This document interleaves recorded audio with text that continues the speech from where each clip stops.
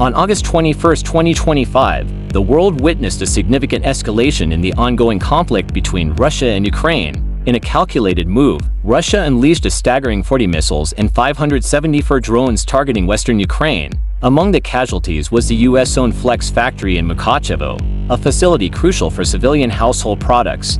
Now reduced to rubble, the attack not only resulted in tragic loss of life but also raised alarms across Europe. In response, Poland scrambled its jets, highlighting the looming threat of hypersonic weapons in the region. This incident underscores the precarious balance of power in Eastern Europe and the urgent need for diplomatic solutions to prevent further escalation. The ramifications of such military actions extend far beyond the battlefield, impacting global security and economic stability. Ukrainian President Volodymyr Zelensky has made it clear he's open to dialogue with Russian President Vladimir Putin, but there's a crucial condition: solid security guarantees from Western allies. This isn't just about words, it's about ensuring that Ukraine can defend itself against future aggression.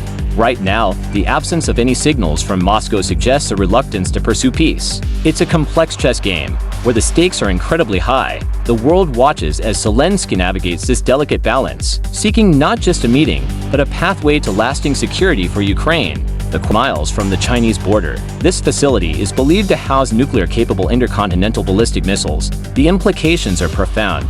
It highlights the precarious balance of power in the region and raises the stakes for international diplomacy. With tensions already high, the existence of such a base increases the risk of miscalculation during a crisis. As creatives, we must consider how these geopolitical dynamics influence our narratives and the stories we tell. Understanding the complexities of such situations can inspire more nuanced and impactful content that resonates with audiences worldwide.